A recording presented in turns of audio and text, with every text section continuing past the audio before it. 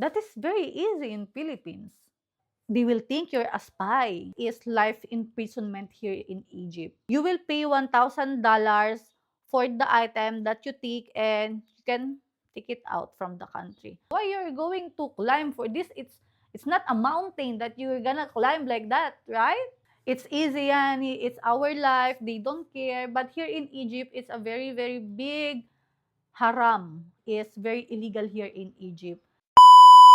Hi everyone! Are you living here in Egypt or are you a tourist? Today's video, I'm gonna share some things that could send you in jail here in Egypt.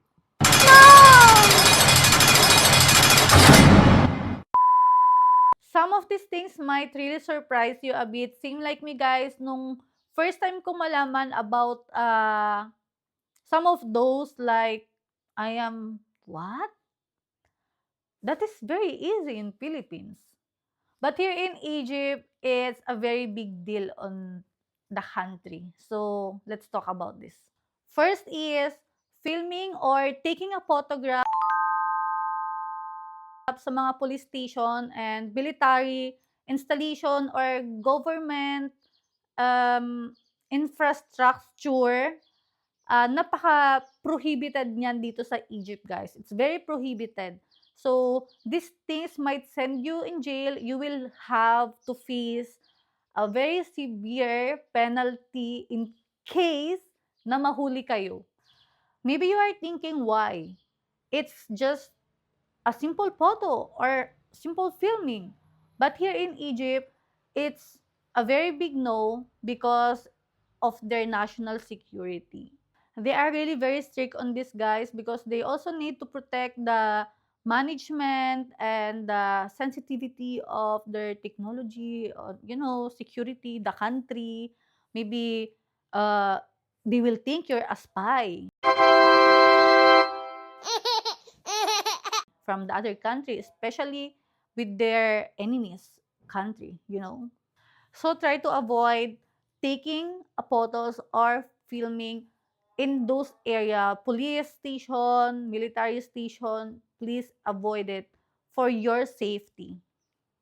Second is bringing a drone here in this country is a very big no. It's not allowed the drone here in Egypt unless you have permit, and that is very rarely here in Egypt. You need to get a permit in military defense, something like that, because from the airport, guys, they will inspect your things and they will confiscate your drone. So, much better na lang no, wag kayo magdala ng mga drone dito. Sayang lang. So, don't bring the drone here in Egypt. Same as like filming in photograph, it's not allowed. It's maybe you will catch some sensitive videos here in Egypt connecting with their national security as well. And you can be in prison, guys, 1 to 7 years here in Egypt. And for the penalty, it might cost you 5,000 to 50,000 Egyptian pound. Oh my God! Wow! Pinakamalala niyan, guys, is life imprisonment here in Egypt. So don't try to bring your drone here in Egypt. Never ever. Safety first.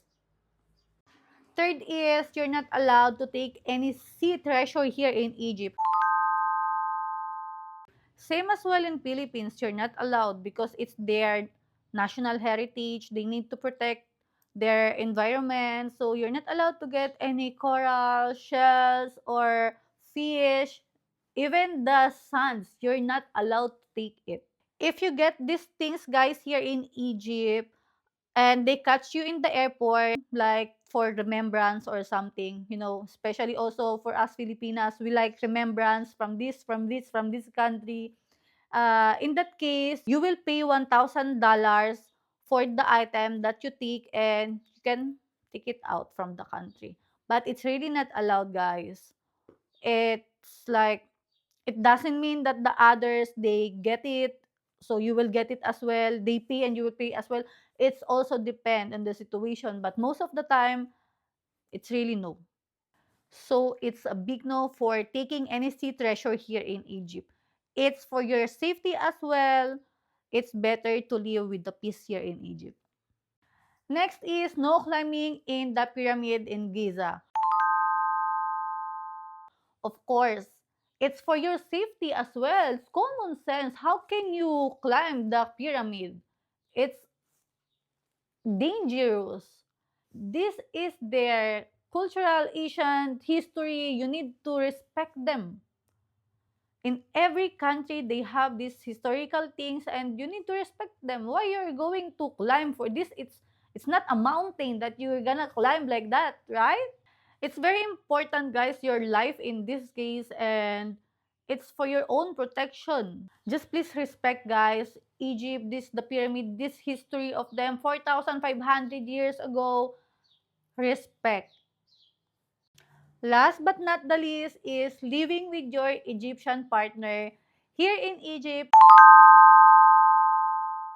Living together with your partner unmarried is very illegal here in Egypt. It's a Muslim country, and I know most of the people, they know already it's not allowed. It's really not allowed here in Egypt. Maybe you are thinking it's easy as well. Same with our country, boyfriend, girlfriend, living together, live in. It's easy yan. It's our life. They don't care. But here in Egypt, it's a very, very big haram. As you can see naman, before they are getting married here in Egypt, they need the lady to be a virgin. And they are very conservative here as well in Egypt because of the religion. Muslim country, the religion. Mostly naman in the Middle East as well. All the Muslim country, it's really not allowed living together with your partner if like unmarried. Why don't get married first and live together so you will live happily ever after, 'di ba? Why put headache on yourself? So that's it, guys, and I hope this video might help you in your future or in these days. Sana lang think twice, guys, bago kayo gumawa ng mga bagay-bagay na ikakapahamak nyo. Safety first. And respect the country. All the country have their own rules. You need to respect every country that you're going or you're living. So thank you for watching, everyone. That's it for today. Please don't forget to click like and share, subscribe, and I'll see you on my next video. Bye-bye!